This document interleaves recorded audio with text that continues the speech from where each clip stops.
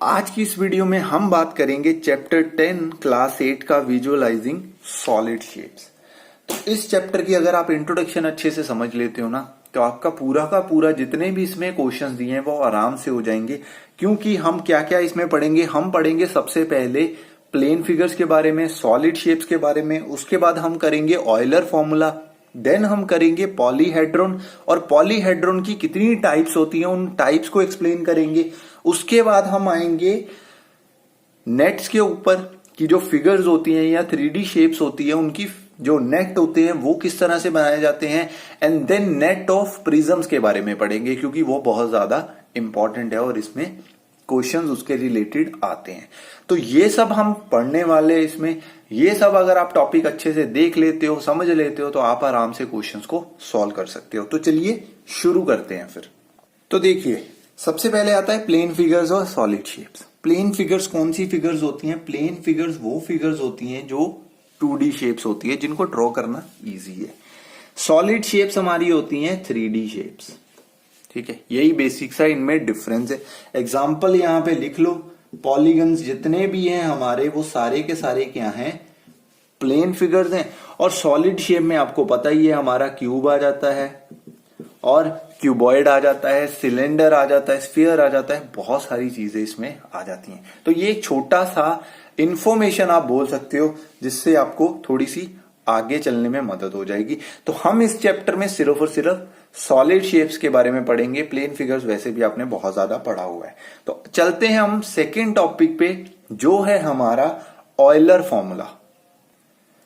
तो देखिए, ये ऑयलर फॉर्मूला हम इसमें क्यों पढ़ रहे हैं? क्योंकि ये बहुत ज्यादा आपकी हेल्प करेगा इस चैप्टर में, जब भी आपको फेसेस, वर्टिसेस और एजेस फाइंड करने के लिए बोला जाएगा। तो ये फॉर्मूला क्या होता है? ये फॉर्मूला होता है कि हमारा जो फेसेस हैं और वर्टिसेस हैं उनका सम किसके इक्वल होता है? एजेस में 2 प्लस कर दो अगर। तो ये फॉर्मूला आप हमेशा याद रखना, क्योंकि अगर आपसे एजेस पूछे जाते हैं और फेसेस और वर्टिसेस दे देता है बाय चांस, तो आप इन दोनों को प्लस करके ही आराम से आंसर फाइंड कर सकते हो। आपको फिगर में से गिनने की जरूरत नहीं पड़ेगी, क्योंकि फेसेस और जो वर्टिसेस है वो फाइंड करने ज्यादा आसान है as compare to this one. तो एजेस को फाइंड करने के लिए ये फॉर्मूला यूज करा जा सकता है, वर्टिसेस को फाइंड करने के लिए ये, और फेसेस को फाइंड करने के लिए। तो ये था हमारा ऑयलर फॉर्मूला जो हर जगह यूज होगा, तो इसको याद रखना। अब हम चलते हैं हमारे नेक्स्ट टॉपिक पे। तो नेक्स्ट आता है हमारा पॉलीहेड्रॉन, जो बहुत ज्यादा इंपॉर्टेंट है। इसमें अब सारी की सारी बातें इसी के ऊपर चलेंगी और कोई नया टॉपिक नहीं आएगा, इसके अंदर ही कितनी सारी चीजें आती जाएंगी। तो पॉलीहेड्रॉन क्या होता है? एक सॉलिड है जो फ्लैट फेसिस का बना होता है। ठीक है, फ्लैट फेसिस का बना होता है। तो आराम से एक पॉलीहेड्रॉन हम बना सकते हैं जो कि हमारा क्या होता है? क्यूब होता है या क्यूबॉइड आप बोल सकते हो। ठीक है, क्यूब भी इसको बोल सकते हैं अगर साइड सेम है। अगर साइड सेम नहीं ली है आपने तो उसको क्यूबॉइड बोल देंगे। तो ये हमारा क्या है? पॉलीहेड्रॉन, क्योंकि ये फ्लैट फेसिस का बना हुआ है। अब पॉलीहेड्रॉन की कुछ टाइप्स होती हैं, उस टाइप्स के हिसाब से हम इन सब चीजों को पढ़ते हैं। तो पॉलीहेड्रॉन में हमारे पास सबसे पहले आता है नंबर 1 इज प्लेटोनिक सॉलिड्स। अब प्लेटोनिक सॉलिड्स क्या होते हैं? Solid whose all faces are identical. Identical means same. Solid वो वाला जिसके सारे के सारे फेसेस आइडेंटिकल होते हैं। तो अभी मैंने आपको एग्जांपल दी थी, कौन कौन सी? एक तो दी थी क्यूब की और दूसरी दी थी मैंने क्यूबॉइड। ये दो ऐसे सॉलिड हैं जो आइडेंटिकल फेसिस के बने होते हैं। क्यूब बना होता है स्क्वायर से मिलके और क्यूबॉइड बना होता है रेक्टेंगल से मिलके। तो ये तो हो गए हमारे प्लेटोनिक सॉलिड। दो ही हैं, इसके बारे में आपने शायद पिछली क्लास में भी पढ़ा होगा, बट फिर भी एक बार मैं आपको दोबारा से याद करवा देता हूं कि क्यूब के फेसिस कितने होते हैं, वर्टिसेस कितने होते हैं और एजेस कितने होते हैं। आपको पता है दोनों के ही सेम होंगे, तो हमें सिर्फ और सिर्फ फेसेस याद रखने हैं। देखो, क्यूब के फेसेस कितने होते हैं? अभी मैंने पहले भी बनाया था, वैसे आपको याद भी होगा। तो देखो, एक इधर की साइड में, एक इसकी बैक पे होगा। एक राइट साइड में एक लेफ्ट साइड में होगा, 4 हो गए, एक टॉप पे है एक बॉटम पे है, तो टोटल फेसेस कितने हो गए? 6 फेसेस। अब बात करते हैं वर्टिसेस की। तो देखो वर्टिसेस 1 2 3 4 5 6 7 8, वर्टिसेस आगे 8, तो एजेस कितने आएंगे? याद करो ऑयलर फॉर्मूला, 8 + 6 कितना है? 14। एजेस में 2 प्लस करके हमें 14 बनाना है, तो एजेस कितना आएगा? 12 आएगा। That's it. इतने ही क्यूब के हैं फेसेस और एजेस और वर्टिसेस, यही सेम हमारे फेसेस वर्टिसेस और एजेस क्यूबॉइड के भी आएंगे। तो ये थोड़ी सी छोटी सी चीजें थी, इसको याद रख लेना। अब हम चलते हैं हमारी सेकंड टाइप पे जो है प्रिज्म, और उसके बाद थर्ड टाइप है पिरामिड, जो दोनों बहुत इंपॉर्टेंट है और इस चैप्टर में ज्यादातर आपको यही क्वेश्चंस देखने को मिलेंगे। ओके, तो अब हमारी सेकंड टाइप आती है प्रिज्म्स। और प्रिज्म्स क्या होते हैं? Solid whose faces are identical on both hands. Both hand से मतलब है राइट साइड में और लेफ्ट साइड में जो फेसेस होंगे वो दोनों के दोनों सेम होंगे। तो अब अगर आपको एक फिगर दिखाई जाए तो आराम से आप पहचान सकते हो कि ये प्रिज्म है। तो थोड़ी सी ये फिगर्स देखिए यहाँ पे, एक ये वाली, एक ये वाली और एक ये वाली। तो ये तीनों की तीनों क्या है? प्रिज्म्स हैं। ठीक है, आपको पता चल रहा होगा क्योंकि लेफ्ट और राइट में क्या है? आइडेंटिकल फेसेस हैं। तो आपको अगर अब प्रिज्म की फिगर दिखाई जाए तो आप आराम से बता सकते हो कि ये प्रिज्म है। लेकिन अगर मैं आपसे बोलूं कि भाई ट्रायंगुलर प्रिज्म बना के दिखाओ, तो क्या आप बना सकते हो? कुछ को शायद समझ में आ गया होगा। अगर आपको नहीं समझ में आया कि ट्रायंगुलर प्रिज्म क्या है, तो ट्रायंगुलर प्रिज्म, ये जो नाम है ना इसका ट्रायंगुलर, वो कहां से आया है? इसके जो आइडेंटिकल फेसेस है ना, जो बोथ एंड्स में लगे हुए हैं, उसी से आया है। तो दैट मीन्स कि अगर ट्रायंगल के एंड्स में ट्रायंगल लगी हुई है तो वो ट्रायंगुलर प्रिज्म है। अगर उसके बोथ हैंड्स पे स्क्वायर लगा हुआ है तो वो स्क्वायर प्रिज्म है। अगर रेक्टेंगल लगी है तो वो रेक्टेंगुलर प्रिज्म है। अगर उसके बोथ हैंड्स पे मान लो पेंटागन लगा हुआ है तो वो पेंटागनल प्रिज्म है। इस तरह से चलता जाएगा। प्रिज्म के नाम इसी तरह से लिखे जाते हैं, उनके जो आइडेंटिकल एंड्स हैं उनके नाम पे। तो ये चीज याद रखना। अब आपको प्रिज्म के ऊपर और भी बहुत सारे क्वेश्चन पूछे जा सकते हैं, जैसे कि बताओ कि ये प्रिज्म किन शेप से मिलके बना हुआ है, किन पॉलीगन से मिलके बना हुआ है। ये आप कैसे बताओगे? मैं आपको ट्रायंगुलर प्रिज्म का लिख के बताता हूं एंड देन आपको समझाता हूं। तो जो ट्रायंगुलर प्रिज्म होती है वो बनी होती है 2 ट्रायंगल प्लस 3 रेक्टेंगल से। ठीक है, अब ये 3 रेक्टेंगल्स कैसे आई? 2 ट्रायंगल तो आप भी लिख लोगे क्योंकि ट्रायंगुलर प्रिज्म है, तो बोथ हैंड्स में ट्रायंगल होगी तो 2 ट्रायंगल्स तो वहां से आ गई। ये 3 रेक्टेंगल्स कैसे आई?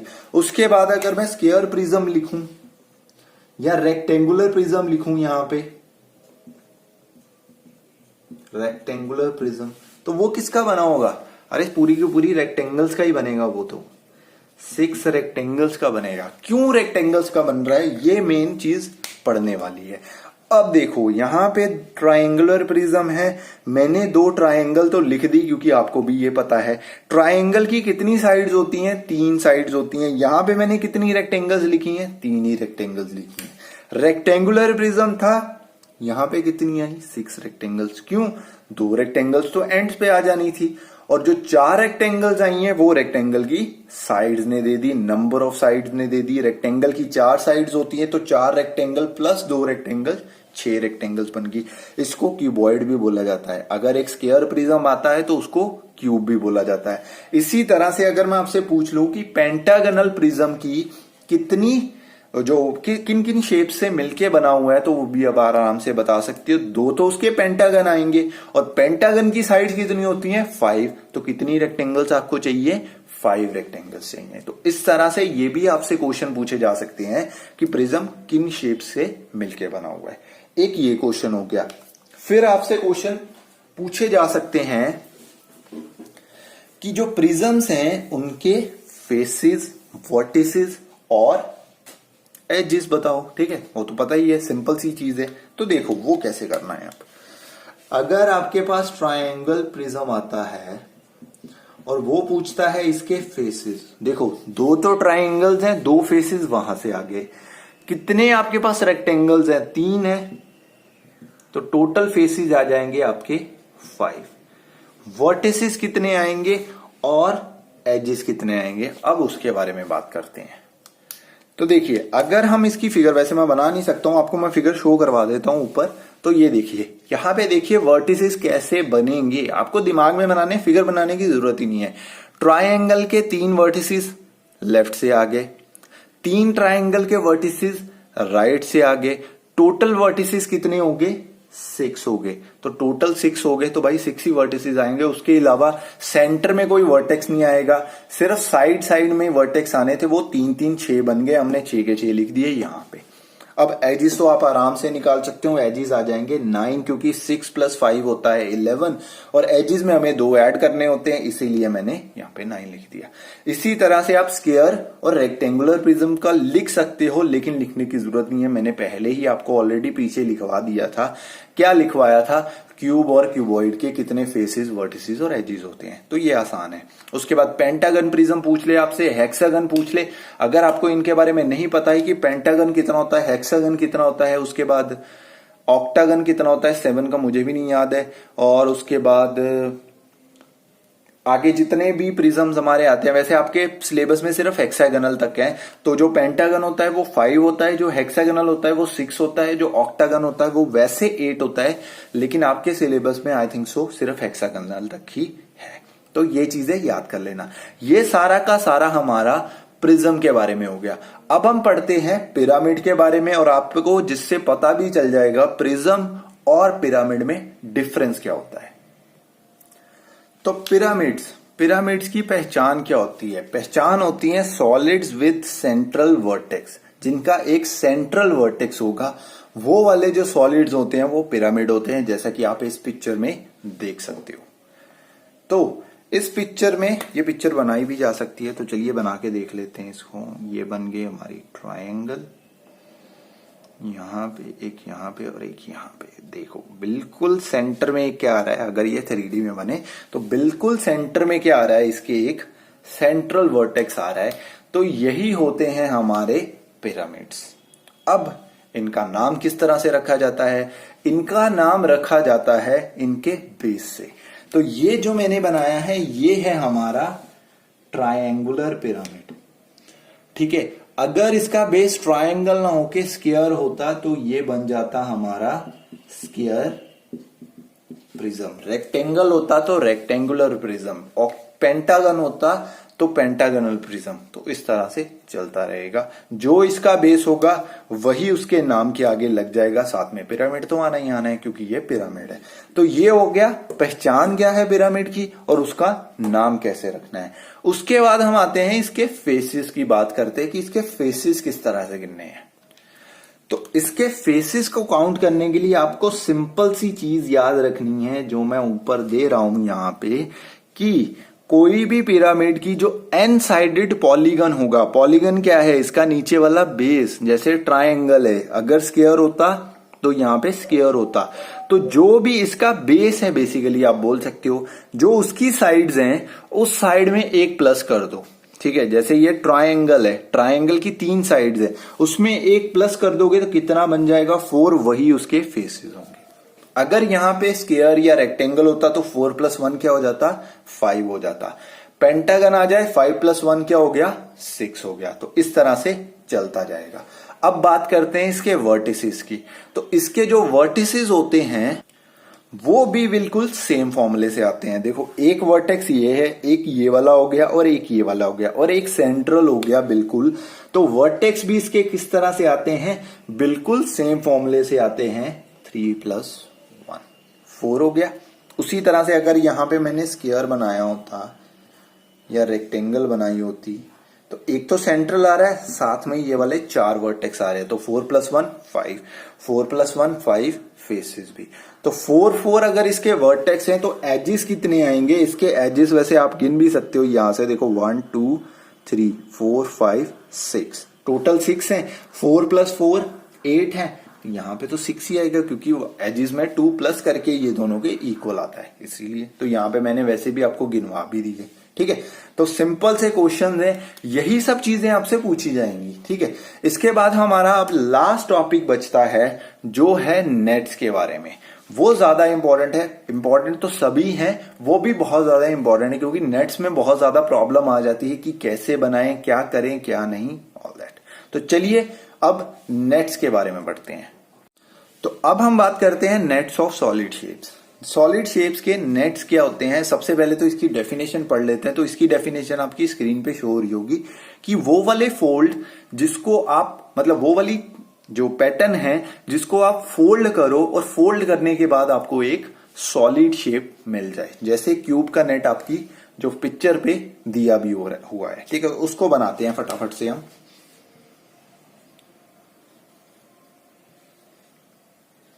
चार इधर आ जाएंगे, दो इधर की साइड में लगा दो, आपका एक क्यूब तैयार हो जाएगा। इसको ऐसे करो, इसको फोल्ड करो, आपका क्यूब तैयार। तो ये हो गया इसका नेट जो कि क्यूब का है। ठीक है, ये तो बहुत आसान है। अब बात करते हैं यहां पे, जो आपकी पिछली वाली क्लास में था वो तो ऐसा था, लेकिन इस क्लास में थोड़ा सा वो डिफरेंट देगा। कैसे डिफरेंट देगा देखो, आपको इस तरह से वो शेप बना के दे देगा। राइट, तो ये आपको मान लो शेप दे दी, उसके बाद उसने ये वाली जो लेंथ है वो 6 सेंटीमीटर दे दी। अगर ये कौन सा वाला है, क्यूबॉइड है तो, ठीक है, ये वाली आपको उसने दे दी 5 सेंटीमीटर, और ये वाली मान लो आपको उसने दे दी 7 सेंटीमीटर मान लो जस्ट। ठीक है, 7 सेंटीमीटर की ये वाली दे दी। तो चलिए इसको बना के देखते हैं कैसी बनेगी ये।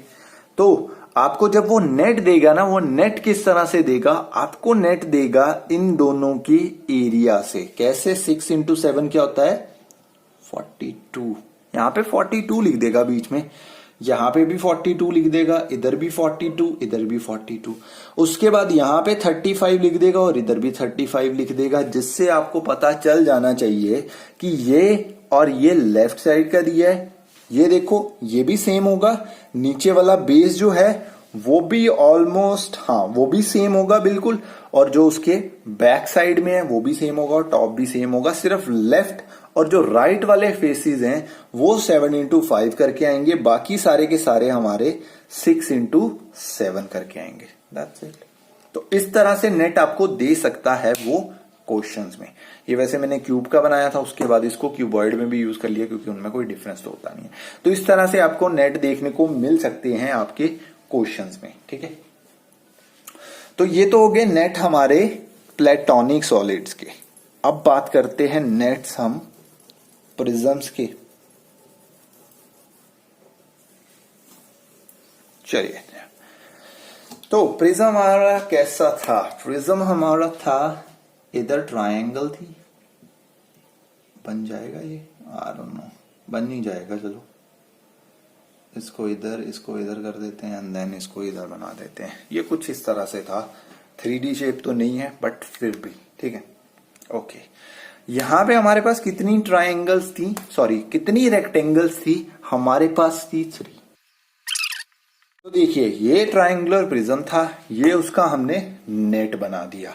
अब देखो नेट को, ट्रायंगल्स को मैंने ऐसे फोल्ड करा, इन दोनों को इधर से फोल्ड करा, तो मेरा क्या बन जाएगा, एक ट्रायंगुलर प्रिज्म बन जाएगा। यहां पे ये चीज समझने वाली है कि अगर मैं इन ट्रायंगल्स की जो पोजीशन है उसको चेंज करूं तो क्या ये एक प्रिज्म नहीं बनेगा। ये क्वेश्चन हमारे दिमाग में आता है क्योंकि वो डिफरेंट पोजीशन दे सकता है, उसकी अपनी मर्जी है।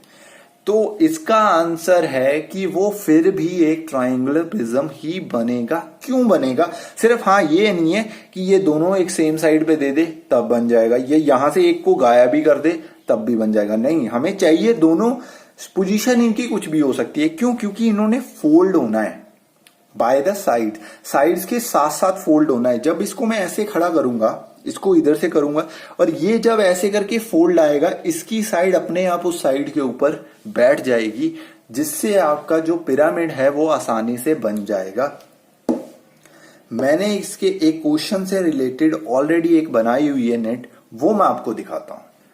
तो देखिए ये कुछ ज्यादा मतलब अच्छे से नहीं बनाई गई है, लेकिन फिर भी आपको समझने के लिए बहुत ज्यादा इंपॉर्टेंट है। देखो यहाँ पे देखो, ये मैंने जो पेंटागन्स हैं वो दोनों डिफरेंट डिफरेंट, क्योंकि इसके रिलेटेड क्वेश्चन था इसीलिए। तो देखो यहाँ पे जो हमारी, चलो बंद कर देता हूं इसको, यहाँ पे जो पेंटागन्स है वो देखो डिफरेंट डिफरेंट साइड्स पे हैं, लेकिन फिर भी ये एक पेंटागन प्रिज्म बनेगा।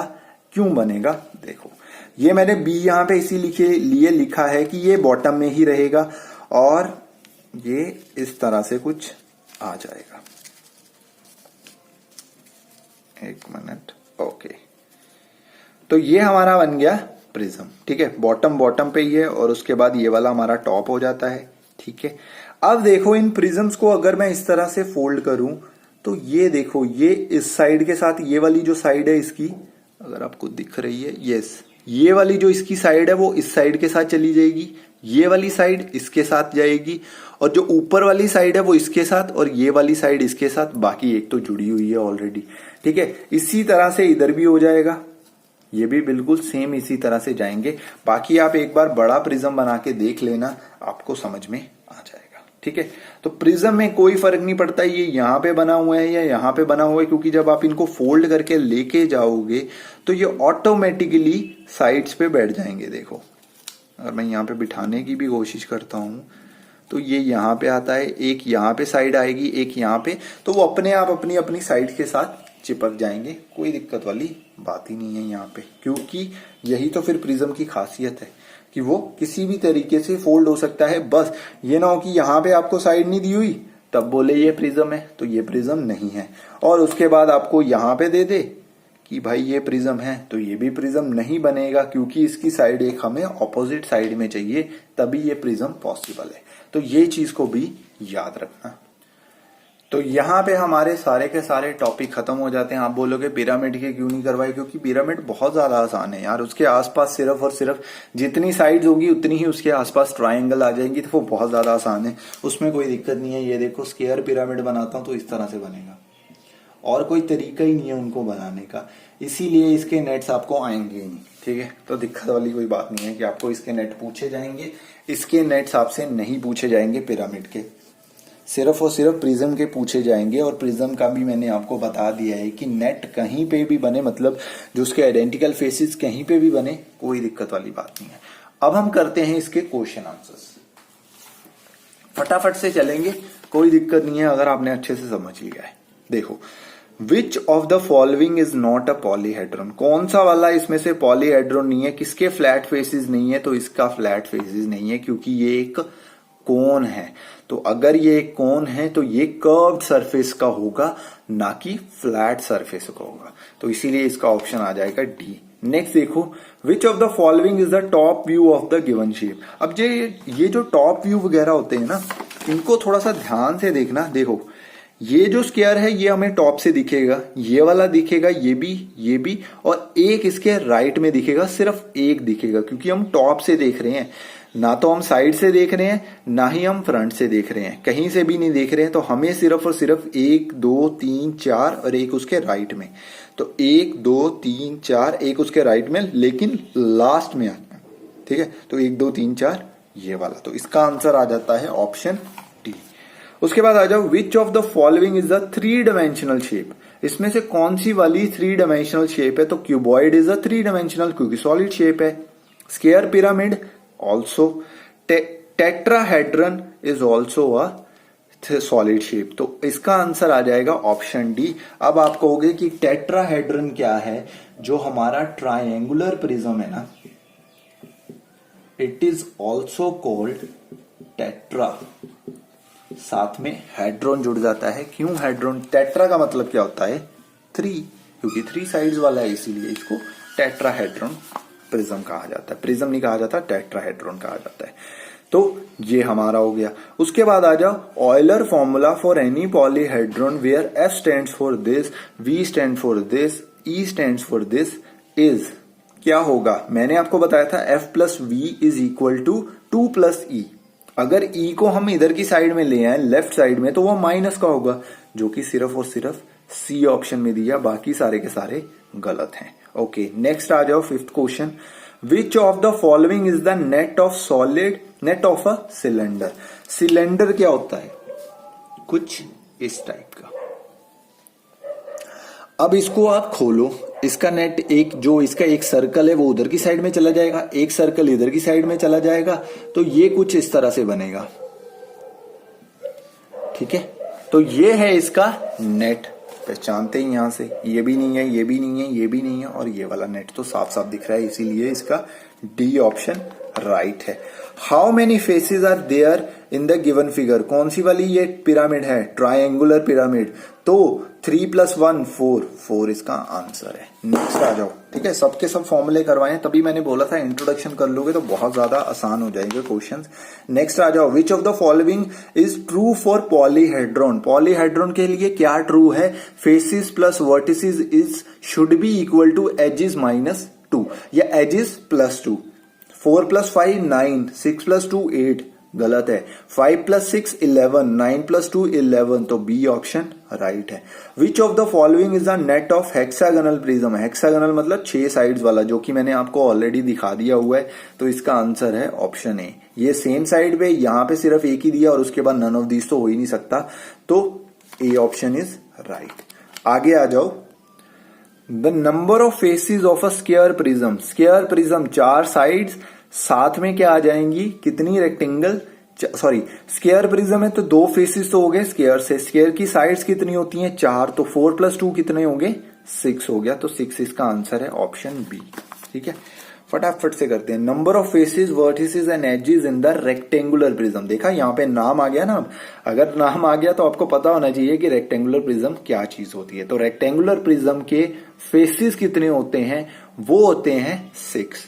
तो यहाँ पे 6 वाला यही ऑप्शन दिया और यहाँ पे दिया है। ठीक है, उसके बाद वर्टिसेस कितने होते हैं? उसके वर्टिसेस होते हैं 8, क्योंकि हमने क्यूबॉइड ऑलरेडी पढ़ रखा है। तो 6 + 8, देखो अगर आपने यहां से एक भी ढूंढ लिया, देखो 6 + 5 कितना हो जाता है? 11, 7 + 2 तो 9 ही बन रहा है। यहाँ पे देखो 6 + 8 कितना होता है? 14, 12 + 2 कितना होता है? 14, तो ये आंसर है हमारा डी ऑप्शन।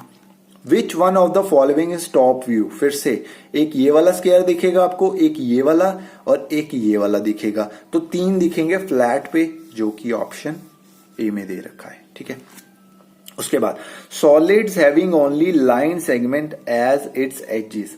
जो एजेस होते हैं वो क्या होती हैं? लाइन सेगमेंट नहीं होते, तो लाइन सेगमेंट्स को ही एजेस बोला जाता है।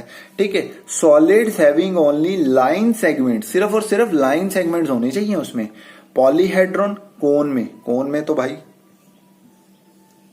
सर्कल आ जाता है, सिलेंडर में भी सर्कल आ जाता है। पॉलीगन या पॉलीहेड्रॉन, कौन सा वाला आंसर आएगा? पॉलीगन तो में तो हमारा सर्कल भी आता है, तो ये आंसर आएगा हमारा पॉलीहेड्रॉन, क्योंकि पॉलीहेड्रॉन सिर्फ और सिर्फ फ्लैट फेसिस का बना होता है और फ्लैट फेसिस में सिर्फ और सिर्फ लाइन सेगमेंट्स यूज होते हैं, इसीलिए इसका आंसर आएगा option A. If a polyhedron has 12 edges, 6 faces, then the number of vertices. Number of vertices क्या आएंगे? 12 + 2 कितना होता है? 14. That means faces और vertices को प्लस करके भी 14 आना चाहिए, जो कि सिर्फ 8 से ही आएगा और किसी से आएगा नहीं। Number of edges in a triangular prism. Triangular prism में नंबर ऑफ एजेस, तो ट्रायंगुलर प्रिज्म में फेसिस कितने होते हैं? 5 या 4 होते हैं? 5 होते हैं। नंबर ऑफ फेसेस 5 है और नंबर ऑफ वर्टिसेस होते हैं 6। 6 + 5 होता है 11, और 11 कैसे आएगा? 9 + 2 से, तो हमारा ऑप्शन ए इसका राइट आंसर होगा। नेक्स्ट आ जाओ, जो मैंने आपको बताया था कि कितनी शेप्स के मिलके बना हुआ है। विच of the following will not form a polyhedron? क्या कौन सी चीजें पॉलीहेड्रॉन नहीं बनाएगी? एक स्क्वायर और 4 रेक्टेंगल नहीं ट्रायंगल्स नहीं बना सकती। अरे बना सकती हैं सच, एक स्क्वायर और 4 रेक्टेंगल ट्रायंगल्स, यस बन सकती है। 2 ट्रायंगल्स और 3 रेक्टेंगल्स बन सकती है। 3 ट्रायंगल्स, सिर्फ 3 ट्रायंगल्स अगर आ जाएं, 1 2 और यहां से एक 3 आ रही है। एक मिनट, ये वाली नहीं आएगी, यहां से 3 ट्रायंगल्स नहीं आ पाएगी। 3 ट्रायंगल्स नहीं बनेगी। एक पेंटागन और 5 ट्रायंगल्स, देखो पेंटागन, ये पेंटागन है, यहां से 5 ट्रायंगल्स लगा दी मैंने, तो ये क्या बन गया? एक पेंटागनल पिरामिड। इसका भी बनेगा, इसका भी बनेगा, इसका, लेकिन 3 ट्रायंगल्स का कुछ भी नहीं बन सकता, इसीलिए इसका सी ऑप्शन आएगा। नेक्स्ट आ जाओ, using Euler formula find the values of P Q R S. ये आप खुद बता सकते हो अब आराम से, तो इसका आंसर आप कमेंट सेक्शन में दोगे, बहुत ही ज्यादा आसान क्वेश्चन है। नेक्स्ट आ जाओ, match the following column prisms given in column 1 with respect to their net. ये नेट वही वाले हैं जो मैंने आपको बोला था कि जिसमें आपको क्या दिए होंगे, इनकी साइड दे देगा। तो 6 और 4 दिए हैं, ठीक है, तो इसके टोटल 4 फेसेस आने चाहिए। तो 6 इंटू 4 24 और 24 के 4 फेसेस यहाँ पे दिए हैं। उसके बाद 4 इंटू 4 के 2 आने चाहिए जो थे 16, यहाँ पे 9 दिए हैं। ढूंढो 24 और 16 वाले, यहाँ पे है। तो P तो मिल जाएगा 4 से, P 4 से एक ही ऑप्शन में दिया, बी में और किसी में दिया ही नहीं, तो देखने की जरूरत नहीं है, सीधा डायरेक्ट बी ऑप्शन लगा देना। बाकी के भी आराम से आप ढूंढ सकते हो, कोई दिक्कत नहीं आने वाली है। नेक्स्ट तो देखिए हमारा 18th क्वेश्चन देखिए, सिलेक्ट द इनकरेक्ट मैच। यहाँ पे इनकरेक्ट मैच करना है। यहाँ पे हम एक चीज कर सकते थे, लेकिन ये क्वेश्चन थोड़ा सा उसने घुमा के डाला, ऑब्वियसली अचीवर सेक्शन वाला है। यहाँ पे हम ये कर सकते थे कि फेसिस और वर्टिसेस के ऐड करते और एजेस को ऐड करते, हमारा आंसर आ जाता, लेकिन इसमें सभी उसने सही दिए हुए हैं, तो आपका इससे नहीं आएगा। तो ध्यान से फेसिस को चेक ही करना, ठीक है। देखो नीचे एक क्यूबॉइड दिया है, क्यूबॉइड के फेसिस होते हैं टोटल 6, ठीक है, 6 फेसेस होते हैं, लेकिन ये जो ट्रायंगल्स के ऊपर वाला फेस है, सबसे टॉप वाला फेस है, ये आपको दिखेगा, नहीं दिखेगा तो 1 माइनस कर दो। टोटल फेसेस कितने हो गए क्यूबॉइड के, यहाँ पे 5, और ट्रायंगल के फेसेस कितने हैं टोटल 4, तो क्या आंसर आ जाएगा 9। उसके बाद यहाँ पे वर्टिसेस देखो, 1 एक टॉप पे है, 1 2 3 4 और 4 ही नीचे से आएंगे, 8, और एक टॉप वाला था 9, तो वर्टिसेस भी 9 आ जाएंगे। 9 + 9 18, 16 + 2 18, तो ये तो सही है बिल्कुल। इधर आ जाओ, यहां पे भी बिल्कुल सेम आंसर आना चाहिए, क्योंकि ये भी एक बिल्कुल वही सेम फिगर बनाई गई है। यहां पे भी 4 ट्रायंगल्स ऊपर से हैं और नीचे से हमारे कितने फेसेस आ रहे हैं, 5 आ रहे हैं। तो यहां पे भी 9 आना चाहिए था, यहां पे भी 9 आना चाहिए था, और यहां पे 15 कैसे आ गया। तो ये वाला जो है इनकरेक्ट मैच है, बाकी सारे का सारे सही है। चाहे आपको चेक करने होंगे तो चेक भी कर सकते हो, कोई दिक्कत वाली बात नहीं है। अब हम आ जाते हैं 19th क्वेश्चन पे। आ जाते हैं हमारे 19th क्वेश्चन पे, जो है pyramid of N N sided polygon. एक पिरामिड है जिसकी एन साइडेड है। एन साइडेड मीन्स मान लो यहाँ पे 4 साइडेड है, तो इसके फेसेस कितने होंगे, 4 + 1, दैट मीन्स n+1। तो ये वाला मैंने आपको करवाया था फॉर्मूला ऑलरेडी। तो sorry, a pyramid of N N sided polygon has n+1 faces, और n+1 हमें ऑप्शन बी में दिया है, और सिर्फ बी में दिया है, तो इसका राइट आंसर बी होगा। बाकी भी चेक कर लेते हैं फटाफट से। Rectangular prism, rectangular prism means rectangle shape में फेसेस होंगे, और साथ में कितनी रेक्टेंगल्स होंगी, 4 रेक्टेंगल्स होगी। तो टोटल फेसेस कितने होंगे, 6, जो कि ऑप्शन बी में ही दे रखा है। ये किसका नेट है भाई, ये नेट है हमारा ट्रायंगुलर प्रिज्म का, ट्रायंगुलर प्रिज्म। उसके बाद इसका dash is the dash, sorry, this is the dash view of this, इसका टॉप व्यू है, क्योंकि 1 2 3 और ये 4 दिखेंगे हमें इस तरह से, तो टॉप व्यू है, दैट्स इट। तो ये हमारा आंसर है, जो कि बहुत आसान था। नेक्स्ट आ जाते हैं 20th क्वेश्चन, जो कि लास्ट क्वेश्चन है। तो देखो, अगर आपने वो समझी होती तो वह आराम से आप कर सकते थे क्वेश्चन। तो यार इंट्रोडक्शन ध्यान से पूरी की पूरी समझ के जाना, उसके बिना आपके क्वेश्चन बहुत ज्यादा दिक्कत देंगे। चलिए लास्ट क्वेश्चन के फर्स्ट स्टेटमेंट पढ़ते हैं। पेंटागनल प्रिज्म हैज 5 पेंटागन, ना ना ना ना 2 होते हैं, तो ये फॉल्स हो गया। फॉल्स हमें एसीडी सब में दिया हुआ है। आ जाओ नेक्स्ट पे। Euler formula is true for all 3 dimensional figures. क्या ये ऑयलर फॉर्मूला सारी की सारी 3 डायमेंशनल फिगर्स के लिए ट्रू है? ये भी 3 डायमेंशनल्स है। एक हमारा जो क्या इसको बोलते हैं, स्फीयर भी 3 डायमेंशन है, कौन भी 3 डायमेंशनल है। क्या इसके लिए वो ट्रू है? नहीं है। तो ये वाली बात इसकी क्या है, फॉल्स है। तो ये डी ऑप्शन हमारा आ जाएगा। आगे वाले पढ़ लो। ऑल क्यूब्स आर प्रिज्म, जितने भी क्यूब्स हैं वो प्रिज्म है। यस, ट्रू है ये वाला। तो A polyhedron with least number of faces is known as triangular pyramid. Triangular pyramid बनाओ, क्योंकि एक ट्रायंगल है, 3 साइड्स हैं और 3 ही फेसेस आएंगे, तो 4 इसके फेसेस आ जाएंगे। फेसेस की बात कर रहे हैं ना, यस, तो 4 फेसेस आ जाएंगे। इससे कम किसी और शेप के है ही नहीं। तो लीस्ट नंबर ऑफ फेसेस सिर्फ और सिर्फ ट्रायंगुलर पिरामिड में ही है। तो ये भी ट्रू है, ये भी ट्रू था, फॉल्स फॉल्स, तो डी ऑप्शन राइट आ गया। तो ये वैसे भी हमने पहले ही निकाल लिया हुआ था। तो यही था आपका चैप्टर, सारा का सारा बेस्ड ऑन इंट्रोडक्शन पे। इंट्रोडक्शन करी होती तो देख लो, कुछ भी बहुत ही कम चीजें बनाने की जरूरत पड़ी है। ज्यादातर हमें आंसर बिना देखे ही आ रहे थे। सिर्फ जब फेसेस और वर्टिसेस काउंट करने होते थे तब हमें काउंट करना पड़ रहा था, अदरवाइज काउंट करने की भी जरूरत नहीं पड़ रही थी। तो ये था हमारा चैप्टर नंबर 10, जो था VSS, विजुअलाइजिंग सॉलिड शेप्स, जो कि यहाँ पे खत्म होता है। तो चलिए फिर मिलेंगे हम अगले चैप्टर में, जो होगा हमारा मेंसुरेशन। होप सो वो भी जल्दी से जल्दी हो जाए एंड 2025 के बीच बीच में हम सारा का सारा सिलेबस खत्म करते हैं। तो चलिए फिर मिलते हैं अगली वीडियो में, तब तक के लिए गुड बाय।